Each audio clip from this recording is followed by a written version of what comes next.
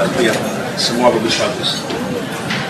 Kalian ini kalau di dalam umur pasti akan memimpin bangsa masa depan. Kalau saya kan sudah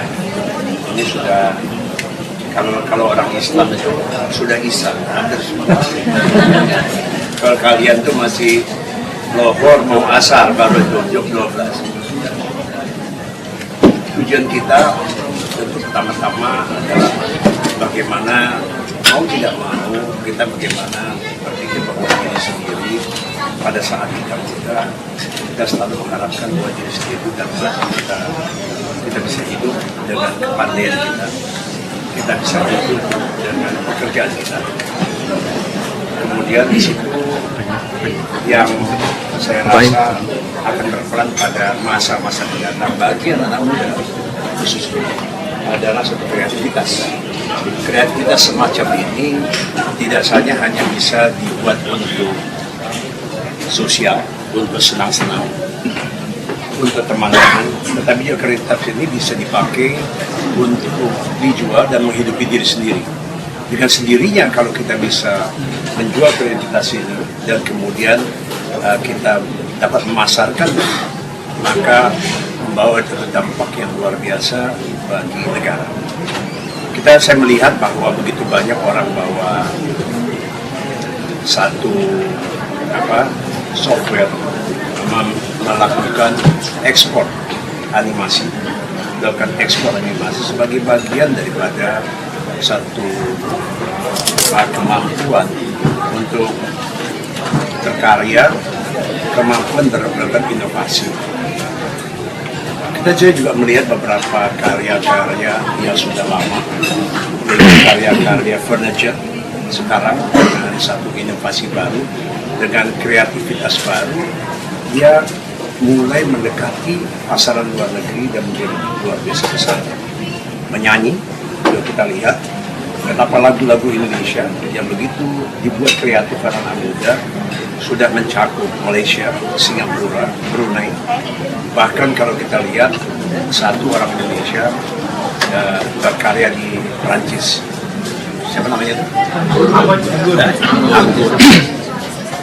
Jadi sudah banyak Indonesia ini makin lama makin banyak. Kreasinya begitu banyak. Saya juga menginginkan bahwa kreasi-kreasi ini juga dapat ditumbuhkan di semua daerah di Indonesia. Dalam keadaan sekarang di mana internet dan information technology begitu maju, maka tidak ada batas-batas lagi negara. Tidak ada batas-batas lagi sekat-sekat yang membedakan orang Indonesia, orang Malang, orang dari Wonosobo, orang dari Palembang, berkomunikasi dan berkomunikasi dengan orang dari New York, orang dari London, orang Malaysia dan sebagainya. Untuk pengetahuan kalian bahwa kalau kita bicara software industry, India mengekspor otak, mengekspor yang ada dalam pikiran itu, software industri itu, jumlahnya sekarang sudah mencapai 40 miliar dolar. Bandingkan dengan seluruh minyak kita. Seluruh minyak kita ekspor hanya nggak sampai 20 miliar. Artinya kemampuan otak manusia itu makin lama makin maju. Kalau India bisa melakukan itu, Indonesia juga bisa. Indonesia juga bisa. Saya sudah lihat bahwa kemampuan untuk membuat parts daripada kapal terbang, kemampuan untuk membuat satu spreadsheet untuk keuangan, itu semua bisa. Juga kemampuan untuk beberapa teknologi lain, apalagi kalau hanya membaca satu X-ray yang dikirim dari asing, dokter-dokter kita yang muda-muda membaca apa penyakitnya.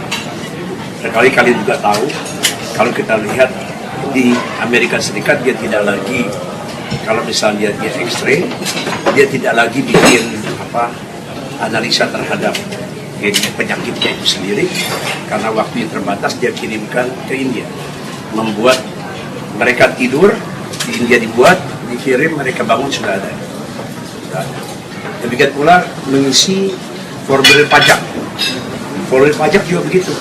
Di sana kalau isi formulir pajak sendiri, kalau gaji orang lain di sana mahal, dia tidur, dia ini kasih datanya, dia kirim ke tempat yang orang bangun, dalam hal ini yang banyak India, Malaysia juga banyak. Itu mereka langsung kirim itu. Indonesia juga bisa. Masalah pokoknya adalah kita sampai sekarang belum berhasil melakukan pemasaran secara besar-besaran. Saya pergi ke India pada waktu itu. Pertama lihat satu perusahaan yang luar biasa besar dalam information technology, Infosys. Tapi saya juga lihat satu perusahaan yang kecil, yang perusahaan itu sebesar ruangan ini cuma. Dan saya lihat AC-nya tuh bunyi saking tua, AC-nya bunyi semuanya. Orangnya pakai sendal, semua pakai di depan satu komputer. Mereka membuat pesanan dari Amerika dari Boeing segede gini. Saya tanya berapa turnovernya. Dia bilang turnovernya kurang lebih sekitar 11 juta dolar. 11 juta dolar untuk perusahaan besar kecil, tapi untuk perusahaan segede ruangan ini besar. 11 juta dolar kan 110 miliar. Berarti 10 miliar satu bulan. Cukup besar untuk mereka. Jadi keywordnya kemampuan berkreasi, keywordnya dan kreativitas. Mampukah kita berkreasi? Tentu kalau kita lihat bisnis lain yang akan sangat membawa satu dampak positif buat dunia dan bangsa, ada 3 yang masih selalu akan diperlukan, yang disingkat dengan food, energy, water. Itu sampai kapan? Tetapi bagi kalian yang saya lihat sangat mempunyai sekretariat sangat tinggi, maka buatlah apa yang Anda senang, lagu, dan pasarkan itu. Nah, jadi kalau kita semua berkreasi untuk diri kita, tidak sendirinya kita berkreasi untuk Indonesia. Kenapa? Kalau Anda menjual barang laku, pasti bayar pajak. Bayar pajak itulah yang menghidupi negara ini. Siapa yang menggaji presiden? Siapa yang menggaji menteri? Siapa yang menggaji tentara? Siapa yang menggaji polisi? Semua orang-orang seperti Cafe Betawi. Mereka lah jualan kecil begini, bayar pajak dari pajak. Demikian pula orang yang berkreasi. Kreasi itu dia bayar pajak, kalian sudah bisa berguna di negara ini. Jadi kita seberapa pun kecilnya, masing-masing memberikan kontribusi yang besar. Saya katakan misalnya, apakah Indonesia Pak Abu Rizal, apakah Pak MB, apakah Indonesia tidak ada lagi yang gelap, sisi gelap dari Indonesia? Saya katakan sisi gelap itu ada.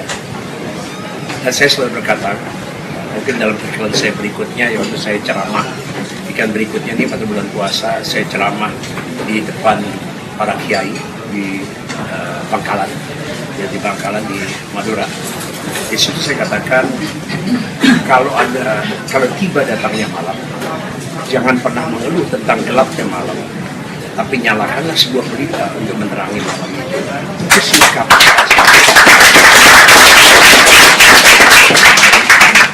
Indonesia dari mulai awal sudah punya presiden lah.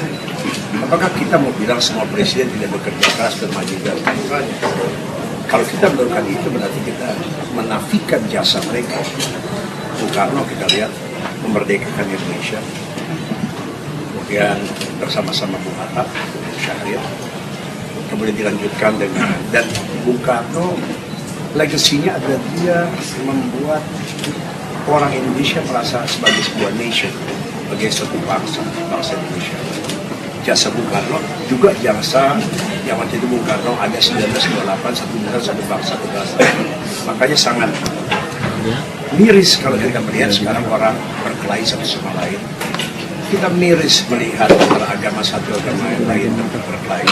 Miris antara mahasiswa satu bunuh-bunuhan dengan mahasiswa lain. Padahal 1928 kita orang-orang tua kita sudah mengatakan satu bangsa satu bangsa. Nah, ke depan ini yang mesti kita lakukan, bagaimana mempersatukan bangsa Indonesia tanpa beda-bedakan suku, bangsa dan sebagainya, tanpa beda-bedakan. Jangan lupa pada 1924 juga yang terbanyak dari bangsa Indonesia adalah orang Jawa. Orang Jawa yang terbanyak pada waktu itu, seperti sekarang. Tetapi pada 1928 sudah kemudian orang-orang Jawa yang terbanyak itu tidak meminta, mendesak, memaksa agar bahasa Jawa dipakai sebagai bahasa persatuan. Tidak. Itu satu dari orang Jawa mengatakan pada Indonesia supaya tidak ribut kita pakai bahasa Melayu yang diubah menjadi bahasa Indonesia. Akarnya bahasa Melayu, akarnya lagi dari Cambang, dari daerah Vietnam. Nah, dipakai sekali bahasa Indonesia.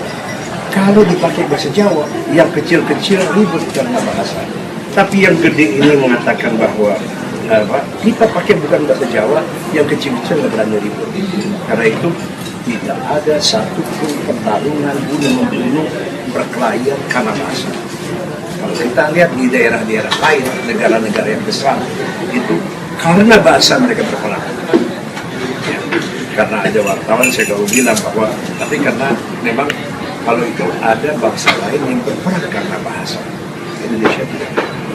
Nah sekarang kalau kita masih bilang kita adalah suku Jawa, saya turunan Cina, saya turunan India, dan kita membenci membakar gereja, kita membakar masjid Syiah, kita membakar masjid Ahmadiyah, kita tidak lagi di bangsa Indonesia. Karena itulah hanya saya selalu mengatakan di dalam pidato saya, kita harus bisa menjadikan Indonesia negara damai, sejahtera. Dia harus damai dan harus mempunyai bineka tunggal ika. Kalau itu tidak kita camkan, tidak kita laksanakan, Indonesia pecah. Akan terjadi balkanisasi. Pada waktu itu, balkanisasi itu Yugoslavia pecah menjadi segala macam, Bosnia, Kroasia, sebagainya. Nah, pada tahun 2008, pada reformasi, banyak orang memprediksi tidak terjadi balkanisasi.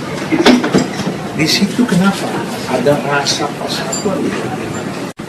Bukan hanya satu fisik harta, tapi diberikan satu keluarga yang baik, cucu, anak, semua baik, beragama, sekolahnya lebih tinggi dari saya. Lalu kemudian selain itu saya diberikan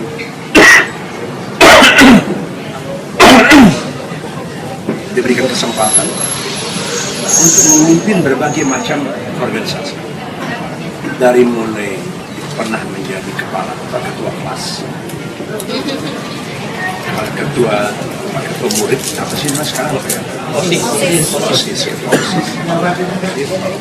Saya pernah kemudian salah satu ketua Dewan Masjid. Saya pernah menjadi ketua Senat Mahasiswa itu. Saya pernah kemudian menjadi pendiri dan ketua umum IPMI yang ketiga. Saya pernah menjadi ketua umum dari Persatuan Insinyur Indonesia. Saya pernah menjadi ketua umum dari Kadin Indonesia selama 10 tahun. Kemudian saya pernah menjadi ketua umum Kadin ASEAN.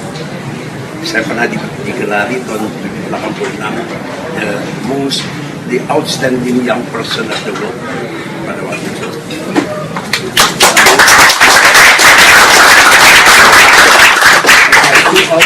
Tuhan menugaskan saya pada Menko. Terus kemudian menugaskan saya di dalam sebagai Menko Kesra. Pada saat saya Menko kedua, itu kita lihat seluruh jajaran, seluruh kehidupan saya terwarnai dengan ekonomi, terwarnai dengan bisnis. Meskipun pernah ketua umum Persatuan Indonesia, tapi selalu dikaitkan dengan satu bagaimana kontribusi daripada teknologi terhadap perekonomian bangsa. Tapi pada waktu saya di Menko Kesra, saya tahu orang penyakit AIDS, saya tahu orang kemudian tahu ATM. ATM itu bukan anjungan tunai mandiri atau automatic transfer machine. Di dalam satu istilah kesehatan, ATM itu AIDS, tuberkulosis, dan malaria. Itu 3 penyakit yang terbesar di dunia. Indonesia tuberkulosis, itu barangkali bagian tahu. Setiap hari saya nggak salah ucap, setiap hari meninggal 300 orang. Bandingkan dengan yang di luar negeri dibikin segala macam, yaitu flu 150 orang 11 tahun. Ini satu hari 300 orang meninggal sampai sekarang. Saya mengetahui bagaimana orang-orang itu, gimana orang miskin, gimana sekolah sebagainya. Itu yang merubah hidup saya. Dari orang yang hanya berpikir mengenai masalah ekonomi, kedunia, berpikir pada the basic thing of human life. Dikasih mau. Karena itu saya pikir, saya ini ngapain sih? Masih berumur saya 67, tapi rasanya saya masih kuat, masih gagah. Masih gagah.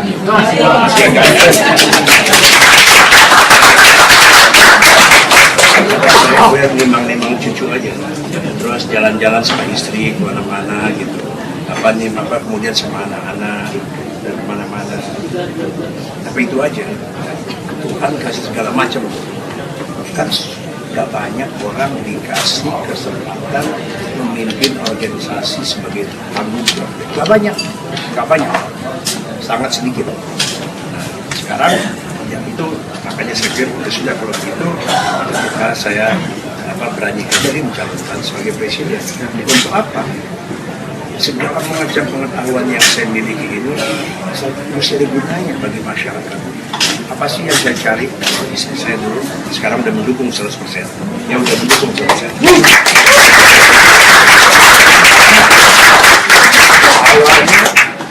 Awalnya dia bilang, apa sih yang kamu cari? Segala udah main. Saya pergi di Amerika Serikat, pakai pesawat pribadi, turun dari kapal terbang, udah ada di dekat tempat terbang, dijemput semua mobil. Terus dia tanya, Pak, saya tanya, Bu Tani tanya ke saya, Pak, masih mau jadi presiden? Presiden nggak bisa begitu ya lagi. Gitu. Saya ketawa aja. Terus kemudian anak saya yang perempuan nggak setuju, Ardi, suaminya Nia, itu juga pertama kali nggak setuju. Kemudian yang setuju cuma adik saya laki-laki, adik saya perempuan nggak setuju. Kemudian sama anak saya Anin, itu yang dari awal setuju. Nah terus ibu saya sangat tidak setuju karena dia tidak tahan. Dia tanya untuk apa sih? Lalu saya jelaskan seperti saya jelaskan tadi. Terus beliau bilang, saya setuju, tapi saya tidak mau kamu menerima pencalonan itu lagi saya masih hidup. Tunggu saya meninggal. Gitu begitu. Terus saya meninggal. Saya, Nirwan, Indra, ibu saya, berempat kita makan. Kamu kalau menerima itu, tunggu saya meninggal. Kalau saya nggak belum meninggal, saya nggak tahan. Ya kamu dihajar terus di orang-orang di dalam politik. Kalau kamu misalnya nggak mencalonkan, udah dihajar-hajar enak. Sehingga pada waktu 2011 dicalonkan oleh Golkar, partai saya, untuk menjadi calon presiden secara aklamasi, saya tolak. Saya katakan pada waktu itu belum waktu. Kenapa? Saya juga ingat pesan ibu saya. Yang kedua, pada waktu 2012 ibu saya meninggal Maret, saya dicalonkan aklamasi lagi oleh Rapimnas. Itu akhirnya saya terima. Itulah, saya tidak pernah dari dulu bercita-cita jadi presiden. Saya pengen waktu saya lulus SMA 64, lulus SMA, kalian lahir 64, lulus SMA, kita tulis di satu kertas seperti surat gitu, kita mau jadi apa. Lalu saya taruh semua itu kita taruh di dalam box.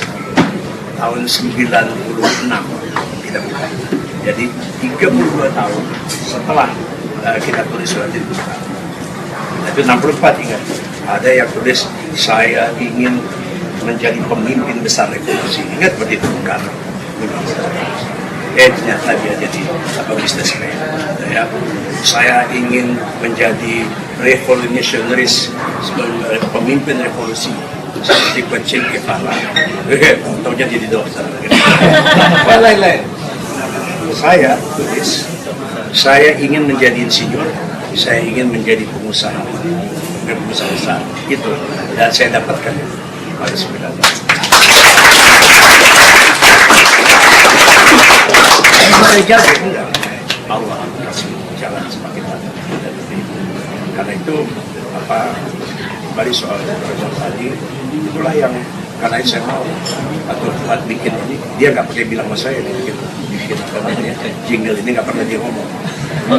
Dia nggak ngomong, tahu datang lihat nih laptop bawa ke lapangan tenis, lapangan tenis lihat ini. Terus kaget saya, udah begitu banyak orang. Tapi sekali lagi terima kasih, saya sudah kasih tahu kenapa saya ingin jadi presiden. Serta tahu semua itu. Jatuh sukses pembangunan tidak mereka tahu apa kira-kira mereka minta apa sih visinya ke depan.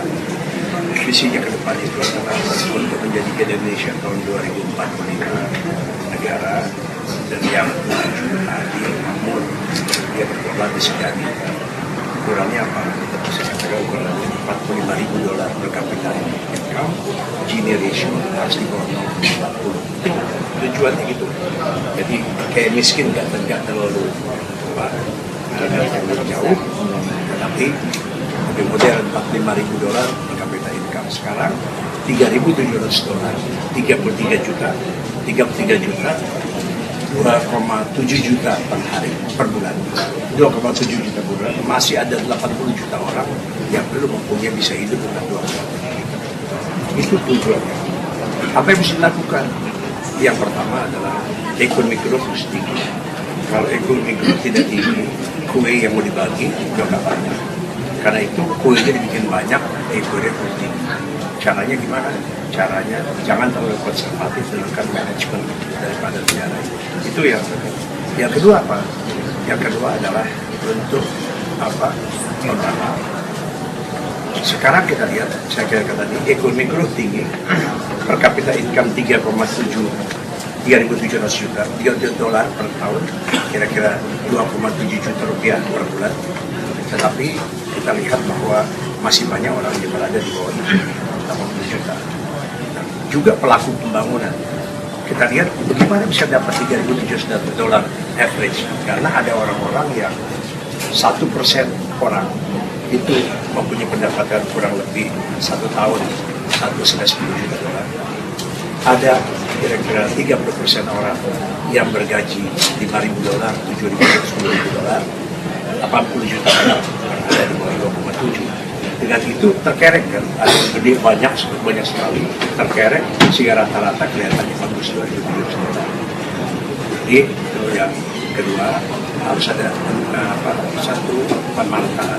Gimana caranya pemantauan? Pemerintah harus melakukan intervensi yang cantik pada pendidikan. Harus ada gratis pendidikan selama 12 tahun. Caranya, harganya berapa? Ongkosnya 24 triliun. Dari mana bisa? Subsidi BBM yang sekarang diberikan pada orang-orang kaya, kita arahkan orang miskin. Subsidi dari produk BBM diganti menjadi subsidi kepada orang.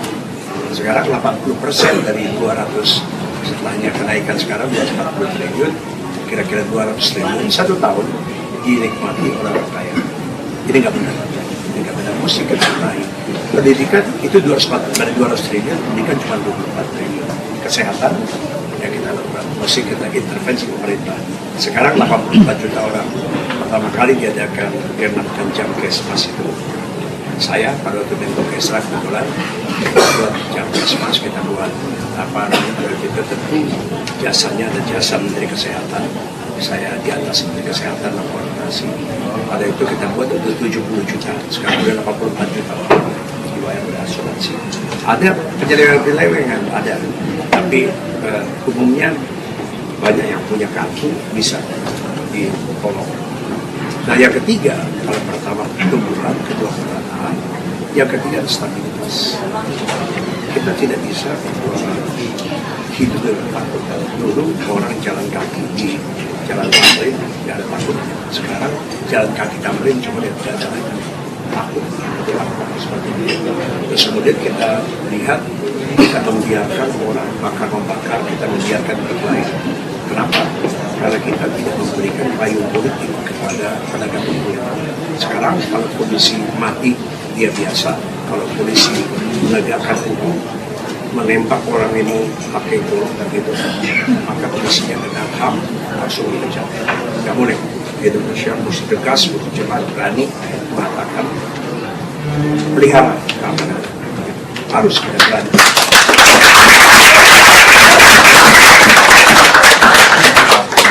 Yang keempat adalah nasionalisme Indonesia. Indonesia di dalam era globalisasi harus tetap punya nasionalisme.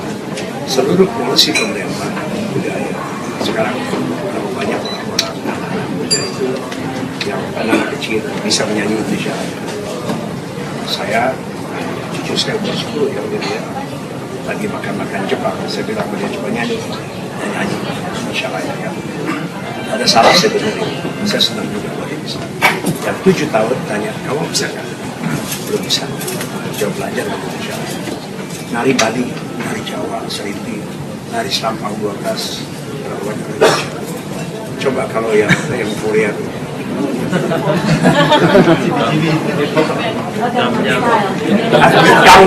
Gangnam sekalian begini-begini, semua bisa. Karena ini yang enggak. Mungkin gitu ya.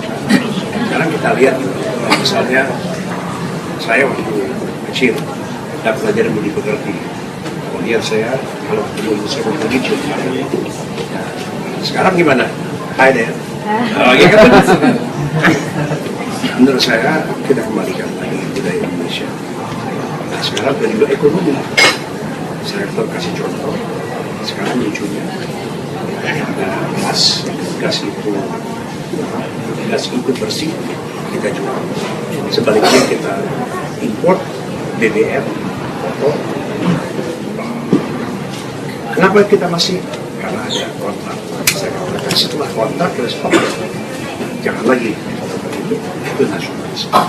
Jadi itulah secara singkat 4 pilar bangsa bisa kita lakukan ke depan. Saya tentu bikin satu visi Indonesia 2045 dan satu buku. Kita sudah uji di UI untuk politik dan makroekonomi. Kita uji di Sumatera Utara pembangunan daerah dan satu agroindustri. Kita sudah uji di ITB